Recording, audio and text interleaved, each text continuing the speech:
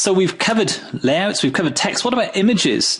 Images are one of the component parts of a website that a lot of people really struggle with when it comes to design. We're going to cover some simple points, tips, and even some sources of images to make life easier for you right now. And the first point that I need to make before we do all of that, of course, is, yes, you've guessed it, remember that if we're going to add image content to our page, in fact, if we're going to add anything to our page, we need to make sure that it's pushing toward meeting our objectives. If it's not, why add it? You need to give it some thought before you add any image content.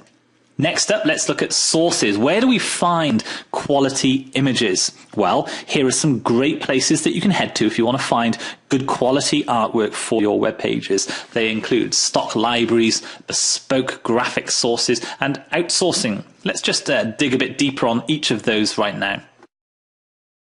First up, we're going to take a look at a selection of stock image libraries, stock image sites. These are sites that you can search for any given keyword or theme and find a whole bunch of different designs and graphics, be they photographic or line drawings or clip art, that you can actually download and use on your site. Now, of course, you can sometimes do this for free, and a lot of the time you need to pay a fee. You can see here is one site, clipart.com, that claim to have 10 million downloadable images by a subscription. You subscribe to clipart.com, you can pay for 1 week, for a month, for 3 months, for 6 months, or for a year. You can see it's just shy of $160 to sign up for 1 year. And basically you use it like this. You just basically put in a search term, let's say health. If our website was about the health niche, then we could put in the word health and do a search, and we get a whole bunch of images. At the moment it's sort of clip art like images. We don't have to stick with clip art. We can choose photo object only if we want to, and get rid of all the clip art stuff and just focus on the high quality photographic style imagery. You can see there's a bunch there. We could narrow it down if we wanted to, say health and fitness, by adding another keyword. You can be as specific as you want with these search engines, these libraries, because they've got so many images in them. The likelihood is you'll find something for pretty much everything you've searched for. And a whole bunch of sort of flexible people here appearing for health, fitness. And this sort of imagery, you can imagine if you had a health fitness site, this sort of imagery would tie in very well. You can see they found 322 photographs in their catalogue of imagery that are appropriate for that search term. Another great site, one that I recommend, is Big Stock Photo. And again, it's a search-based tool. You can browse by category as well, but we could do a search for, say, happy business man, and hit enter, and you'll find a whole bunch of happy businessmen smiling right back at you. Pretty much anything that you search for. Again, huge collection. This one's got 48,790 results of happy businessman stock imagery. So these are images that have been tagged with those keywords. Okay, so you can see how powerful these are, and once you've found one, you can of course download that. And this site operates on a credit basis, so you pay depending on what sort of volume of credits you buy, anything in the region of $1 per credit. So each image effectively that you download is going to cost you $1. So it's reasonably cost effective. The great thing about this particular site, and the next one I'm about to show you, which is even more expensive still, is that the quality of the images is superior to, say, clipart.com. So you kind of get what you pay for. They are a little bit more pricey at $1 per image or thereabouts. It can be more, but the quality is excellent. And because the selection is great as well, you typically spend less of your valuable time searching for good quality images that make sense given your themes. So you save time, costs slightly more, but the quality is great as well. So it's a bit of a trade-off. Another one I just mentioned that's also quite good is iStock Photo. And again, you can search for keywords. They have some great quality imagery, and you can see the pricing there, that you can buy for as low as 68 cents per credit, but typically it's more expensive than that. Here's an alternative. In fact, I'm going to give you two. This is a place called Morguefile. Now, Morguefile is actually free, which is a plus. On the negative, however, it's a slightly less professional collection of imagery, or rather the images are slightly more random. And also, you have to give a credit for the use of the particular image. That's the deal. You can use the images for free, but you do have to place a credit for the image. So there are pluses and minuses to this one too. And finally, the site we're looking at now is called Stock Exchange, and the URL is sxc.hu. Again, free directory full of images, and again, you need to credit the person who created that image if you use it. And as you can see, there are 395,794 photos online. Not as good a selection as either iStock Photo or the Big Stock Photo, or indeed clipart.com. But, you know, the benefit there is that it's free. So if you're going to be using the odd image here and there, that's a great place to start. Check out Stock Exchange. It's quick to search. Check out Morgfile. If neither of those turns anything up, then you've got the option of the paid services, either clipart.com, Big Stock Photo, or iStock Photo, as you prefer. My personal preference is Big Stock Photo, but by all means go check out the different sites and see which one, if any of them, are more appropriate for you. What about bespoke graphics? Here are a few examples for you, the first of which is 99 Designs. You can see from the headline there that they do logo design, web design and more. Reportedly the fastest growing design marketplace in the world. They do all of this sort of stuff: logo design, web design, business cards, icon design, WordPress themes, banner ads, etc, etc. So it's a great place to go. The typical way they work is you come up with a brief, you pitch that brief to the community of designers that are registered with 99 Designs. They'll come back with their portfolios, with some suggestions, with quotes, and you basically pick the best ones and eventually, you know, whittle that down to your preferred design, and then obviously pay for it. It's a pretty easy to use service. Recommend you go check it out, watch the video and see what you think. That's a great place to get bespoke design work done. This is design work specific to your business, perhaps a logo for your business, for example. Another great place to go if you want bespoke design is eCoverbox. They do typically website templates and pack shots and buttons and things like that. You can get mini sites, all sorts of stuff there. Pretty good. And let's just check out the packages. What have they got here? Okay, ClickBank mini sites, services, mini site design, fan pages, Twitter backgrounds, logo designs, cover design, squeeze pages, banners, etc, etc. So some pretty good stuff there too. What else have we got? Logo Works. As the name suggests, it's primarily logo design. They do business cards and stationery and stuff too. It's a great source of good quality design. Not the cheapest source, but a good place to check out if you're looking to get some bespoke design work done. I'll just check the pricing and packages for you, just to give an indication while we're looking at the site right now. So as you can see here, to get 6 original logo concepts done with unlimited revisions is $400. So it's quite expensive to get a logo done, but you know, it's quality design. So you know, potentially it could be worth the investment. Design Crowd is another sort of crowdsourced solution. So you can submit your design project and have people basically pitch to do the work for you. It's a very cost-effective solution. It's slightly less expensive than the ones we're just looking at there, and it certainly is a popular platform, so worth taking a look at as well if you've got bespoke design work to do. designcrowd.com. So these are images, obviously, that you can't find on a stock image site. You can't find a logo for your particular business, for example, on a stock image site. The typical work that you'd get done in here is a logo, and it is definitely something that you want to consider for your site design, since that logo is going to be something that you'll be able to use and reuse across all of your communications. So on your website, on all of your website pages, on your blog, in your emailings, in your newsletter, in your forum signatures, in print, if you've got company stationery, etc. You know, this is the linchpin for your brand, and it helps create that ISYOT, which is I see you out there, ISYOT effect for your website. Ideally, the logo should be your website name so that there's some immediate positive traffic benefit to your logo being everywhere, but it's not essential. It's the branding for your company. A great site I recommend, if you, just as an aside here, if you're looking for inspiration for a logo, either because you want to design the logo yourself or because you want ideas that you can then put to a designer on one of these sites that we just looked at, 99 Designs, eCoverbox, LogoWorks, or designcrowd.com. The site that's great for inspiration is called Creatica, which is CREATTICA.com.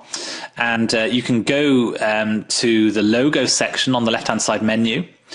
Again, leveraging the best position of navigation, as you see there, and you get a whole bunch of designs that you can just scroll through until you see something that you like the look of, and then make a note of that great logo in your swipe file so that you you don't forget it. Okay. So there are all sorts of great looking logos in there, hundreds of them. They're a really good source of inspiration for your own logos. See if there's something in there that kind of makes sense for you. And that you feel is appropriate, and then kind of put that to a designer or use that yourself as inspiration. Come up with your own unique logo around it. What about outsourcing? Where can we go, as well as these sort of dedicated design sites, where can we go to find outsourced workers who could potentially do the work for us? These are similar to the bespoke graphic sites, certainly those that use the sort of crowdsource approach or the posting jobs approach. I'll just call up an example of a few of those sites now. The first of these outsourcing sites that I can show you is probably one of the biggest, that is Elance. Now, Elance is a site where you can hire online workers for any kind of work. So it might be research, copywriting, could be design, could be website work, it could be all sorts of stuff. So you get a huge cross-section of workers on this particular network. The principle is similar to that we discussed a couple of minutes ago, whereby you come up with a project, you pitch your project to the network, you'll get people quoting or competing for your business, for your project. You can review their portfolio, the testimonials they've had, the scoring, the ratings from previous work, and then you can allocate your work based on a decision as to which worker you want to hire. And of course, then you pay them through the network as well. So that's Elance, very similar site, guru.com as well. It's a huge online marketplace full of freelance workers. Likewise, Odesk, particularly good system. It's a very good quality system. These are all much of a muchness. They're all outsourcing, large outsourcing networks. One that's slightly more design-based is Design Outpost, and Design Outpost is a great place to go if you're wanting to outsource your design work specifically. The difference between this and, of course, the other three is that it's more design-biased. Okay, so 4 great places, great sources for outsourced workers. So overall, I mean, we've looked at a selection of some of the better stock libraries, some of the best bespoke graphic sites, and the best outsourcing platforms. There are plenty of sources of high quality imagery, be it off the shelf in the case of the stock libraries, or bespoke graphics, as in the case of the bespoke graphic sites and the outsourcing sites that we looked at. So no reason why you can't get out there and find great quality image stock. And talking about quality, here's an important point: high quality or no quality. There really are no excuses these days for poor quality imagery and design. There are so many ready sources of image content that there's no excuse. Your images, they want to be 72 dots per inch for screen resolution as opposed to 300 dots per inch for print. And they ideally want to be .png files or JPEGs. PNG files are exceptionally high quality images, but they can be slightly larger in file size than JPEGs.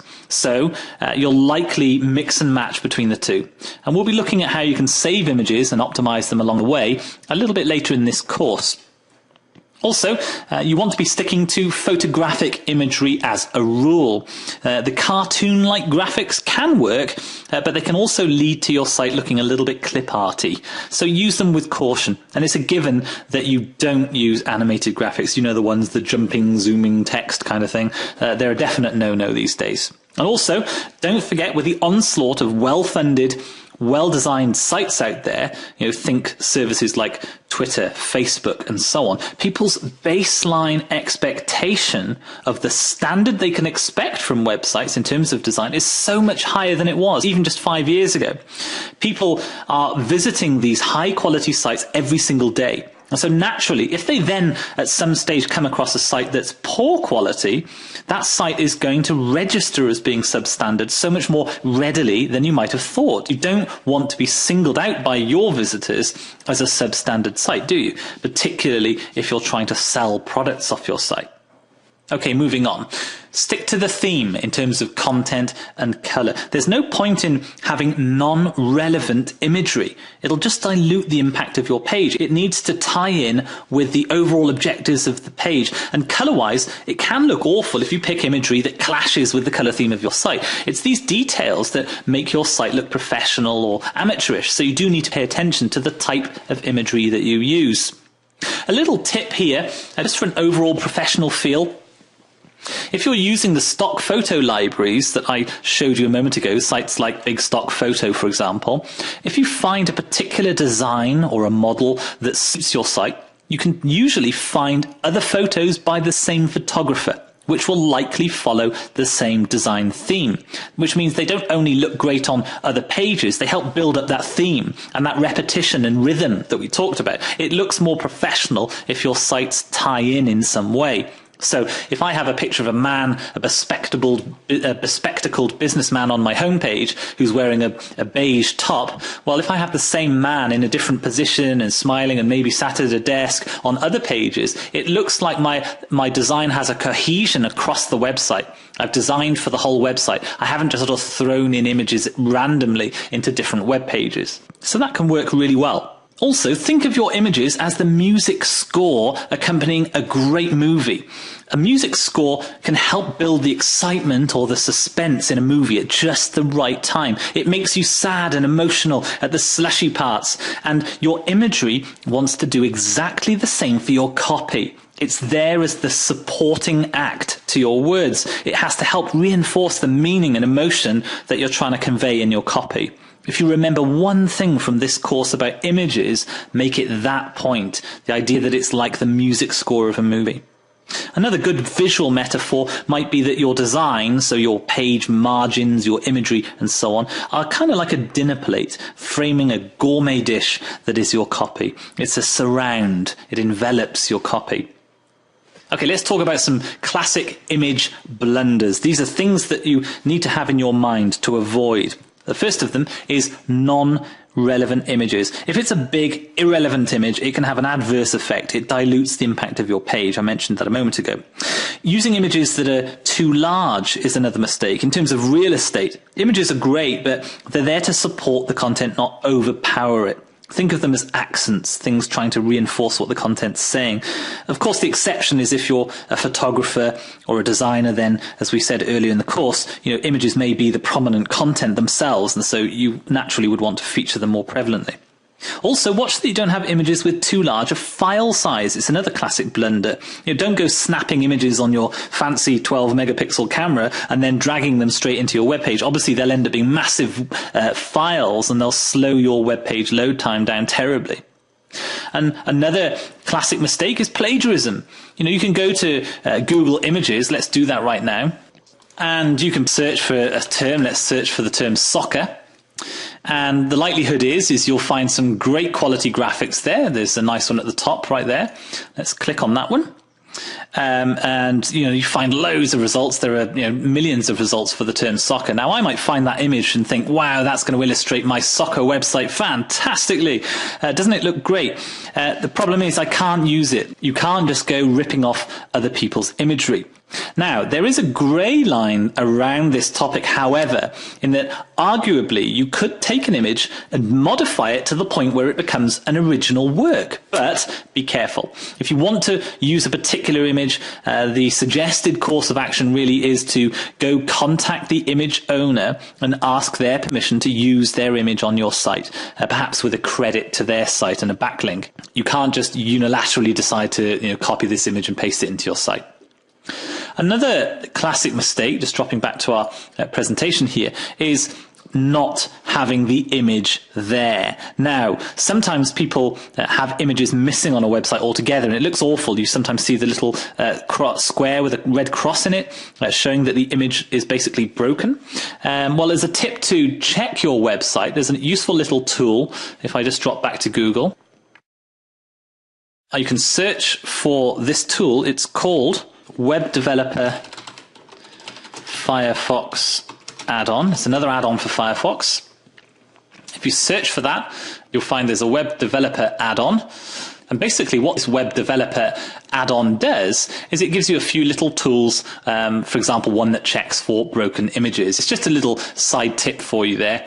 If I turn on my toolbar to show the web developer toolbar, there you can see there's an images drop down there at the top, and I can just simply go find broken images, and it'll do a quick search and say no broken images. So I'm happy that that particular web page is all good. So it's a few seconds work to check your individual web pages and find out whether you've got any links, any images that are missing that you need to repair. So some important tips there and points for you relating to images. Hopefully that's given you some confidence now that you can go out there and find good quality images, some good tips on quality and how you need to stick to the theme and build that rhythm and continuity as we were talking about earlier in the presentation. Also some classic mistakes that people make that you can now avoid. So useful information. Let's move on.